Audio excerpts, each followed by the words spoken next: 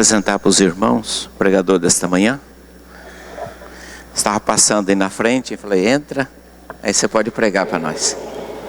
Daniel está conosco, é uma alegria recebê-lo, a este rebanho que é seu. Deus o abençoe na condução da palavra nesta manhã. Vamos orar. Pai, toma teu servo em tuas mãos, ajuda, abençoa, para que a exposição da tua palavra traga orientação, edificação, e a orientação da tua palavra, Senhor, nos ajude a viver melhor a fé cristã. Em nome de Jesus. Amém. Amém. Amém. Obrigado. Está aqui. Bom dia, irmãos e irmãs. É bom estar de volta e ver os rostinhos de vocês. Os últimos 6 anos em que estivemos juntos aqui em Sorocaba foram realmente anos para a minha vida e para a minha família muito relevantes. E nesses dias chegamos aqui na sexta-feira, temos visto bastante gente, nos ocupamos em gastar tempo fazendo alguns contatos, fazendo algumas refeições. Claro que não conseguimos ver todos, mas a oportunidade de estarmos juntos nessa manhã faz com que a gente consiga ver bastante gente. E com a graça de Deus, ver os rostinhos, as famílias, os casais, os amigos, estando firmes na fé, firmes na caminhada. Nós acompanhamos assiduamente a vida da igreja. Faço questão de conversar com o pastor Áureo com alguma frequência, com Isaías, com alguns irmãos. Recebemos algumas pessoas em casa esses dias, presbítero Mário, grande amigo. Os nossos filhos estão hospedados lá na casa do Mário e da Nancy. Eles chegaram e não quiseram parada nenhuma. Nós almoçamos na casa da nossa irmã Zélia, que gentilmente nos recebeu. Foram direto para a casa do Mário, deixamos lá as crianças com mala e tudo, e até agora praticamente não os vimos mais. Eles estão fazendo festa por ali, mas eles estão por aqui, acredito que sim. E depois os irmãos poderão vê-los na escola bíblica. Estamos hospedados na casa do Felipe e da Gabi, que hoje está de aniversário. A Gabi hoje está fazendo mais um aninho de vida. Nós agradecemos a Deus pelo grande privilégio de saber que os últimos anos que vivemos juntos proporcionaram para nós amizades verdadeiras, relacionamentos relevantes, e quando chegamos aqui o coração realmente dispara, a perna fica trêmula, porque realmente são grandes emoções, não é? Se chorei ou se sorri, o importante é que emoções nós vivemos grandemente. Estamos juntos com a graça de Deus. Vamos abrir nossas Bíblias no Evangelho segundo a narrativa de João, capítulo 13, versículo 23. Não vou tomar muito tempo, quero conversar com a igreja, bater um papo nesta manhã. Evangelho de João, capítulo 13, versículo 23. O texto nos diz assim: ora, ali estava conchegado a Jesus um dos seus discípulos, aquele a quem ele amava. A igreja durante este ano está falando sobre discipulado, convite ao discipulado. E quando nós pensamos em discipulado, nós pensamos mesmo numa caminhada que gera discípulos, numa caminhada que gera frutos, uma caminhada frutífera. A igreja foi chamada para ser frutífera.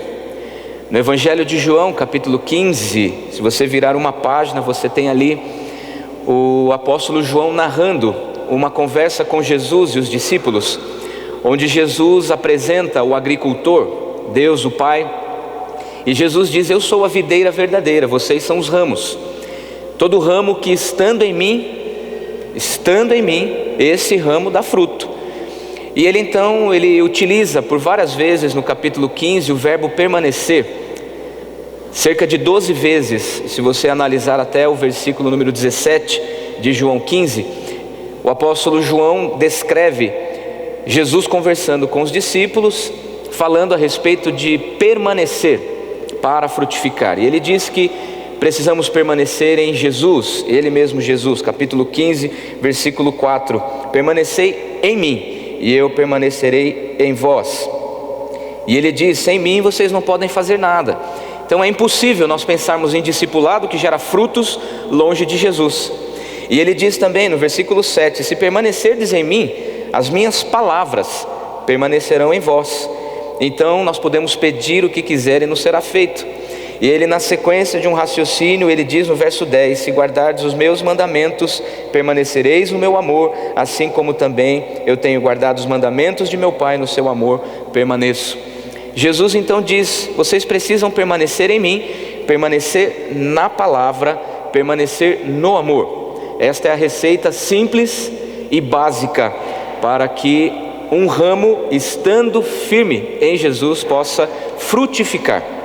Permanecer em Jesus, permanecer na palavra, permanecer no amor. E interessante que a palavra fruto, que aparece quase 10 vezes nesse trecho de João 15, aparece a palavra fruto no singular, no grego karpos, que é a mesma palavra que o apóstolo Paulo utilizou em Gálatas 5, versos 22 e 23, quando descreve o fruto do Espírito. O fruto do Espírito e é exatamente esta palavra que Jesus está utilizando. Portanto, frutificar tem a ver sim com fazer discípulos, tem a ver com gerar frutos para o reino de Deus, mas tem a ver também, além da quantidade, frutos, cestos cheios, tem a ver também com o frutificar do caráter de Jesus em nós. Quando permanecemos nele, desenvolvemos as características dele. Quando desenvolvemos um relacionamento íntimo com a palavra, geramos em nós a virtude de Jesus, o fruto do Espírito, e assim nós permanecemos no amor, vivemos em amor. Esse é um processo muito simples, mas bastante complexo de ser praticado. Jesus nos pede: ficam comigo, ficam na minha palavra, vivam em amor. E no versículo 17 do capítulo 15 ele diz: eu vos mando, vocês precisam ter amor uns pelos outros. Mas nem sempre esse processo acontece de maneira natural, como é natural a vida de Jesus em nós. Existem alguns freios, existem algumas dificuldades, alguns impedimentos. E eu quero propor nesta manhã um estudo com base em um olhar, o olhar que nos faz frutificar. João, ele descreve no texto lido de João 13, 23, ele diz: estava ali conchegado a Jesus um de seus discípulos, aquele a quem ele amava. Mas veja também o capítulo 19, vire comigo algumas páginas de sua Bíblia, capítulo 19, versículo 26. O autor de João está escrevendo a respeito de um discípulo, e ele disse de novo: vendo Jesus, sua mãe, e junto a ela o discípulo amado. Capítulo 20, verso 2: então correu e foi ter com Simão Pedro e com o outro discípulo, a quem Jesus amava. Veja também o capítulo 21, versículo 7. Aquele discípulo a quem Jesus amava, disse a Pedro. Ainda no capítulo 21, versículo 20. Então Pedro, voltando-se, viu que também o ia seguindo o discípulo a quem Jesus amava. E João encerra este trecho no versículo 24, apresentando quem é esse discípulo. Este é o discípulo que dá testemunho a respeito destas coisas e que as escreveu. E sabemos que o seu testemunho é verdadeiro. Olha que coisa, João, ele não se autodescreve como um discípulo, ele se autodescreve como discípulo amado. Ele não apenas percebeu que ele era um seguidor de Jesus, ele não apenas percebeu que ele era um servo de Cristo, um apóstolo, ele se autodescreve como discípulo, e não um discípulo qualquer, ele se autodescreve como discípulo amado. Jesus desenvolveu um relacionamento íntimo com todos, mas João, que é conhecido como o discípulo do amor, o evangelho do amor, ele entendeu a maneira como Jesus o olhava. Ele começou a se ver com o olhar de Cristo, ele começou a se entender como alguém amado. Ele não é um seguidor, ele não é um servo apenas, ele é um discípulo de Cristo, mas um discípulo amado. Num primeiro momento, cá entre nós, parece-nos meio prepotente, meio arrogante, alguém se autodescrever: eu sou o discípulo amado. Mas João não se autodescreve como o único discípulo amado. Ele não se autodescreve como o discípulo mais amado. Ele simplesmente se autodescreve como o discípulo a quem Jesus amava. Ele entendeu: eu sou amado, Jesus me ama, Jesus me olha e me vê, Jesus me olha e me entende, eu sou o discípulo amado.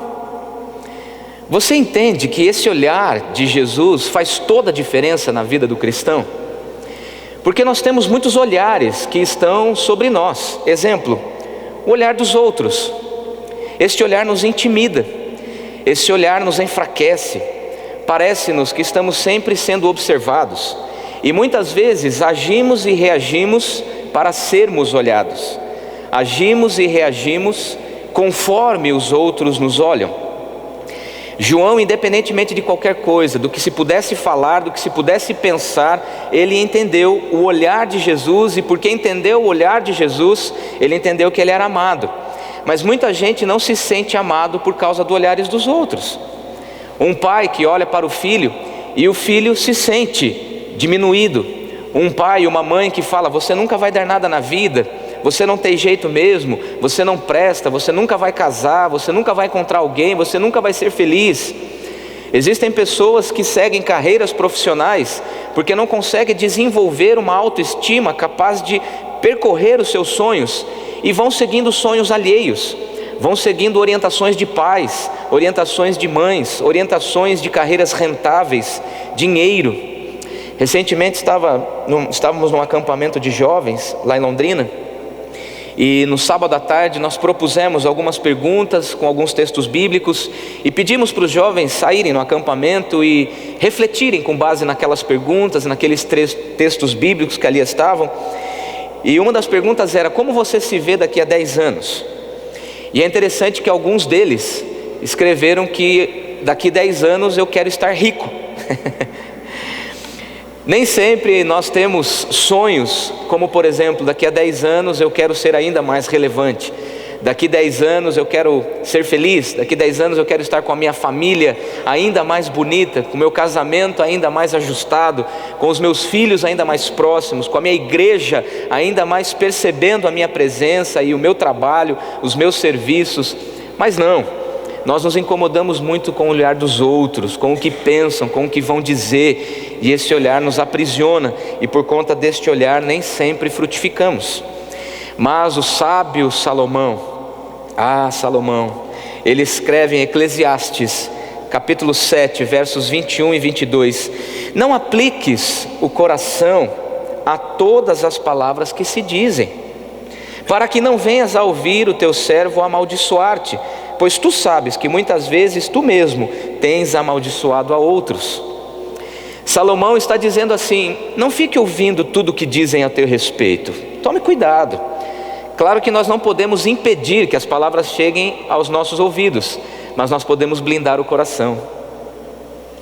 Nem sempre dá para impedir uma atitude agressiva, nociva e que nos aprisiona, mas é possível blindar o coração, como Salomão está dizendo: não apliques, não permitas que o teu coração absorva tudo o que se diz por aí, porque você sabe que se algumas pessoas ouvirem algumas coisas que você diz a respeito delas, essas pessoas também vão ficar decepcionadas. Então nem sempre o que se diz a nosso respeito é verdade. Claro que nós não podemos ignorar os conselhos, ignorar as avaliações, ignorar as percepções que as pessoas têm ao nosso respeito, mas nós não podemos ficar escravos e aplicar o coração a tudo que se diz, porque nem sempre isso gera em nós o fruto que nos faz frutificar. Mas nós temos também sobre nós o nosso próprio olhar, e quando olhamos no espelho, nem sempre é uma avaliação positiva.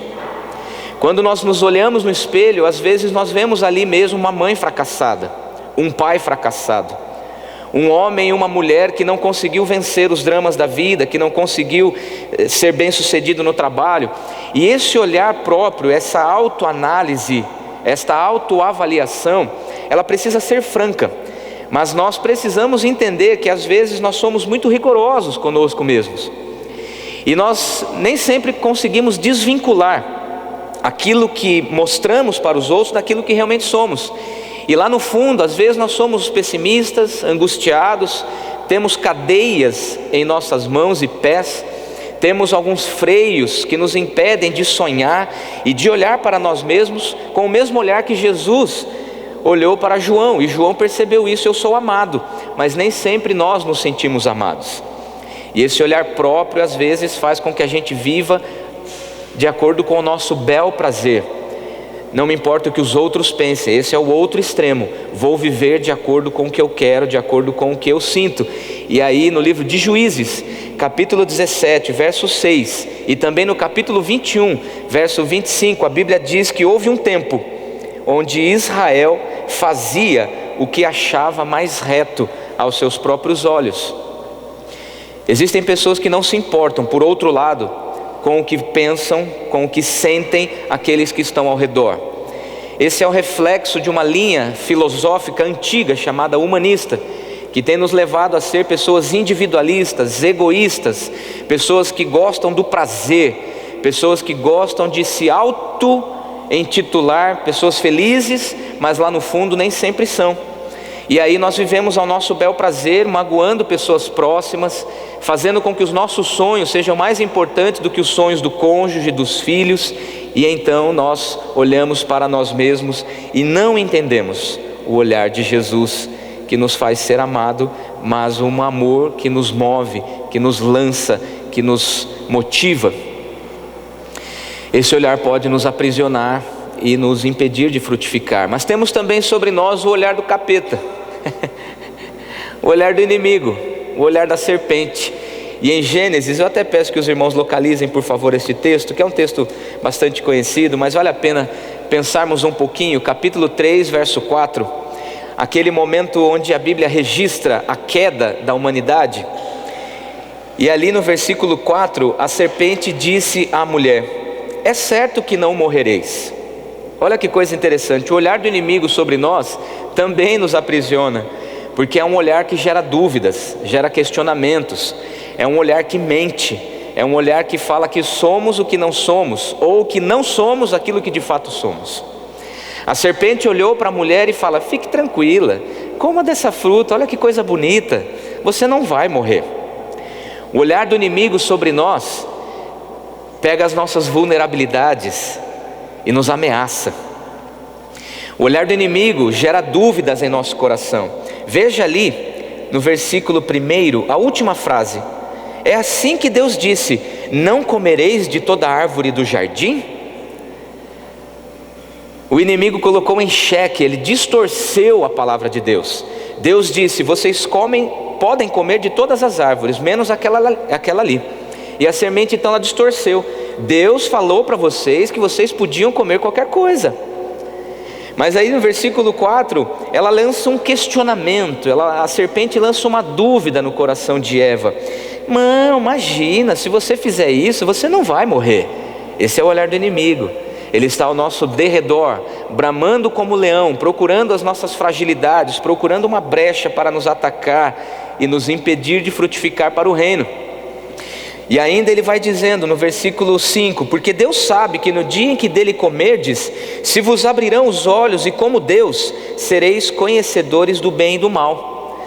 A serpente lançou uma desconfiança. E aí muitas vezes nós, ao percebermos esse olhar do inimigo, assim como em Mateus 4, Jesus é tentado pelo mesmo inimigo, e as artimanhas são exatamente as mesmas, de lançar desconfiança, de lançar distorções, de questionar a palavra de Deus, de questionar aquilo que realmente Deus deseja que façamos ou sejamos. E então lança essa desconfiança. Deus sabe que o dia que você comer dessa fruta, você vai ser igual a Ele. E aí então nós enveredamos pelos caminhos dos pecados, porque o inimigo sussurra ao nosso coração. Isso não tem problema. Ser assim não tem problema. Continuar praticando essas atitudes não vão te levar a nenhum mal. Fique tranquilo, Deus sabe. Então o inimigo fica sussurrando e muitos de nós entendemos e vamos pelos caminhos que nos levam ao olhar do inimigo. Mas graças a Deus que o apóstolo Tiago nos ensina no capítulo 4, verso 7: sujeitai-vos a Deus, resisti ao diabo e ele fugirá de vós. Então nós não precisamos ficar aprisionados pelo olhar do inimigo, porque quando o resistimos, nos sujeitando, nos submetendo a Deus, ele bate em retirada.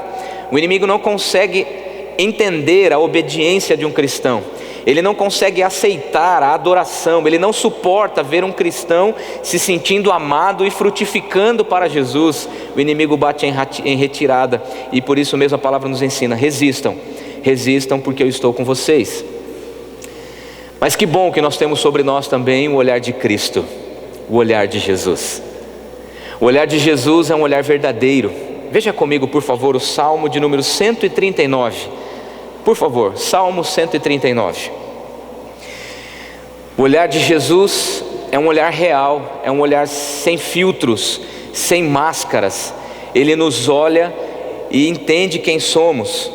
E o salmista, falando do Deus onisciente, onipresente, onipotente, ele diz assim: Senhor, Tu me sondas e me conheces.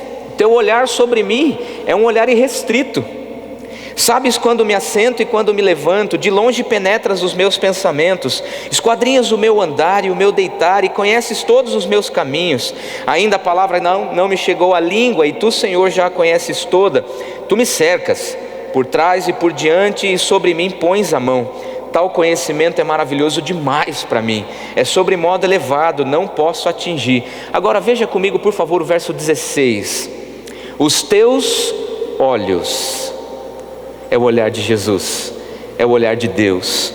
Os teus olhos me viram a substância ainda informe, e no teu livro foram escritos todos os dias da minha vida, cada um deles escrito e determinado, quando nenhum deles havia ainda.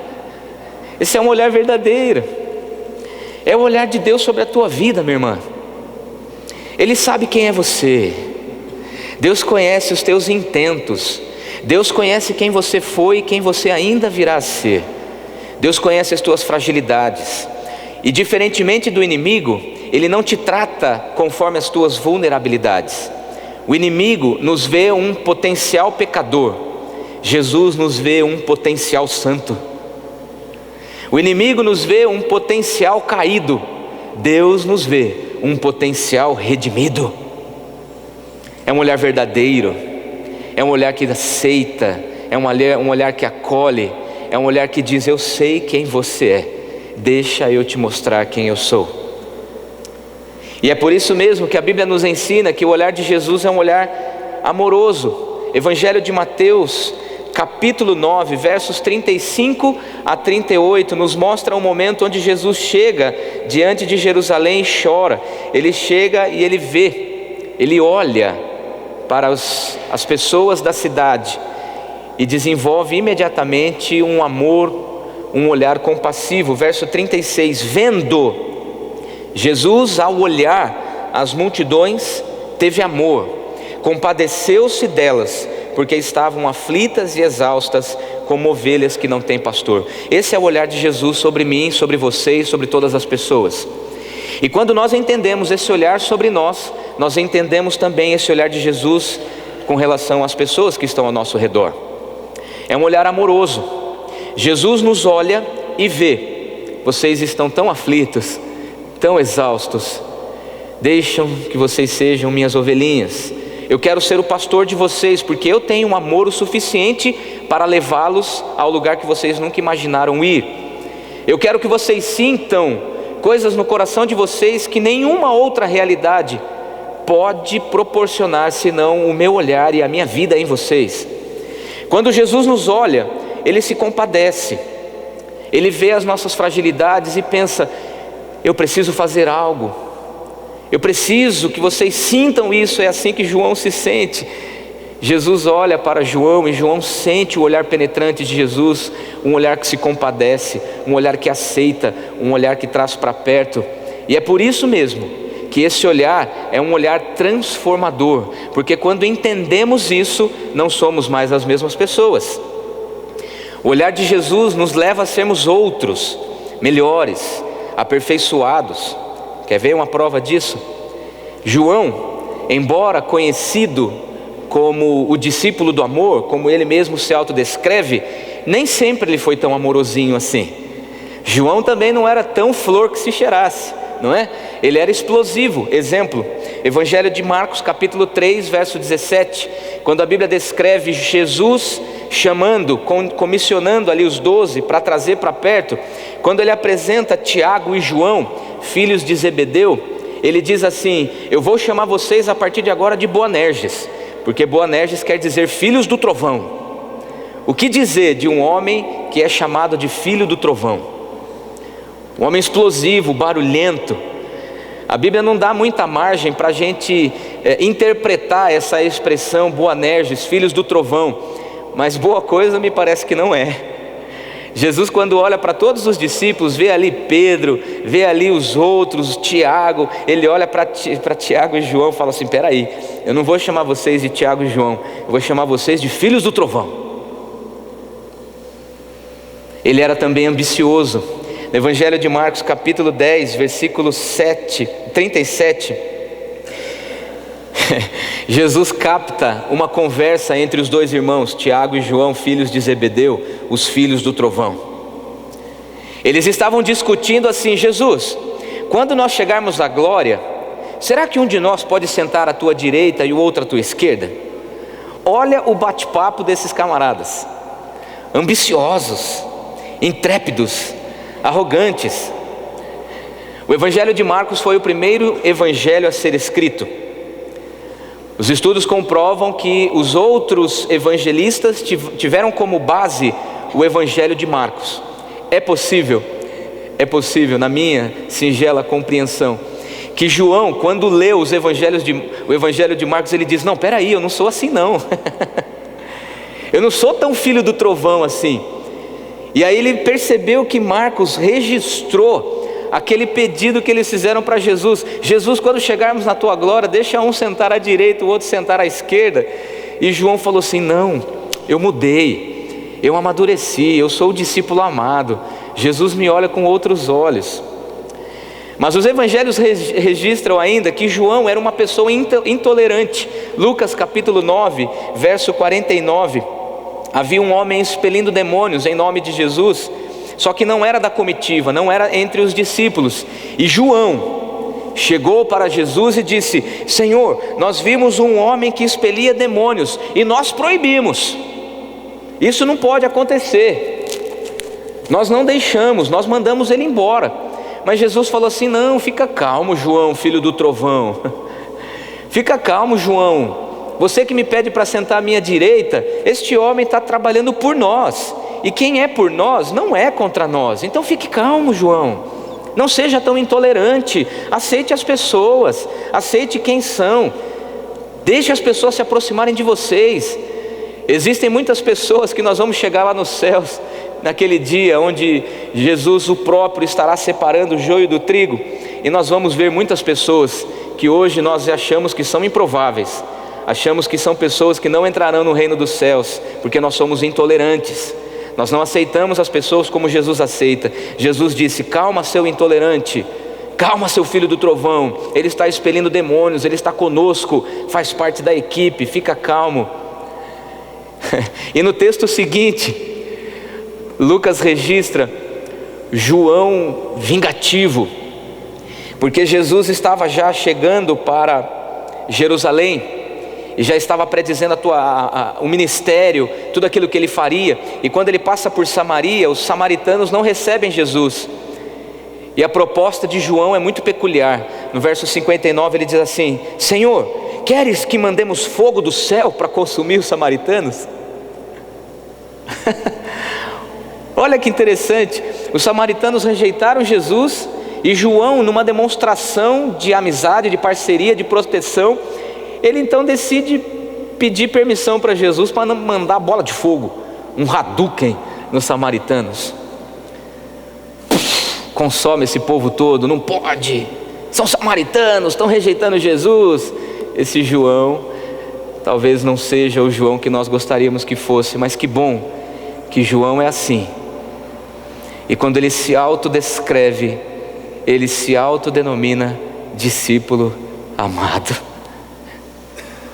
Estes somos nós. Estes somos nós, intolerantes, vingativos, ambiciosos, explosivos. Mas ao longo do tempo, quando nós vamos entendendo o olhar de Jesus sobre nós, nós vamos entendendo que é um olhar que nos transforma, é um olhar que nos move, que nos tira de um lugar e nos leva para outro lugar. Quando entendemos o olhar de Jesus, que considera tudo isso e ainda nos aceita e ainda conta conosco, nós entendemos que somos os discípulos amados. Sim, o discípulo que decepciona, o discípulo que trai, o discípulo que entristece o mestre, mas ainda assim somos discípulos amados, porque o que fazemos e deixamos de fazer não diminui o amor que Jesus tem por mim e por você. Isso é incrível. Isso pode nos levar por um extremo a uma certa acomodação, isso pode nos levar a ficarmos tranquilos. Jesus não me ama do jeito que eu sou. Mas quando nós realmente percebemos que esse amor é um amor eterno, é um amor que muda o nosso destino de morte para a vida, é um amor que quer gerar em nós também esse amor, nós então começamos a mudar e a deixar de sermos explosivos, ambiciosos, intolerantes, vingativos. Deixamos de ser arrogantes, prepotentes, pretensiosos e passamos a ser simplesmente um discípulo amado. E é isso que João entendeu. Eu sou o discípulo amado. Vamos dizer isso juntos? Eu sou o discípulo amado. E porque somos os discípulos amados, somos também os discípulos que amam. E porque amamos, somos os discípulos frutíferos. O olhar de Jesus nos faz frutificar. Quero finalizar mencionando este texto, que por tantas vezes, em momentos de eleição de diáconos e diaconisas, presbíteros, presbíteras, em momentos especiais da nossa caminhada, batismos, profissões de fé, este é um verso que eu mencionei para tantos de vocês, mas este é o verso que eu gostaria de concluir esta reflexão nesta manhã.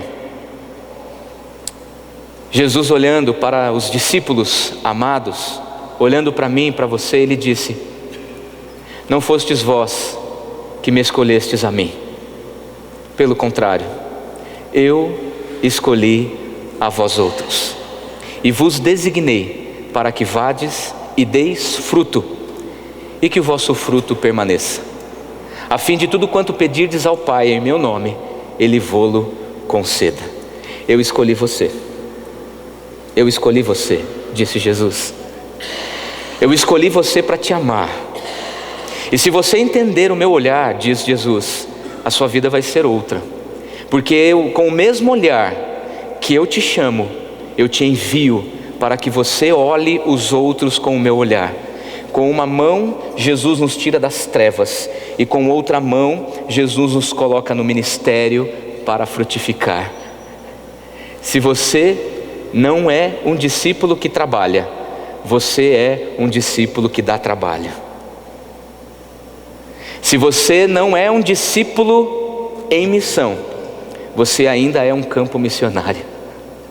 Precisamos frutificar, precisamos amadurecer, precisamos avançar, porque não fomos nós que escolhemos a salvação e o Salvador. Ele simplesmente nos amou e disse: você é o meu discípulo amado. E é por isso que nós somos felizes com Jesus, o nosso Senhor. Discípulos e discípulas amados e amadas, vamos nos colocar em pé e cantar que somos felizes com Jesus.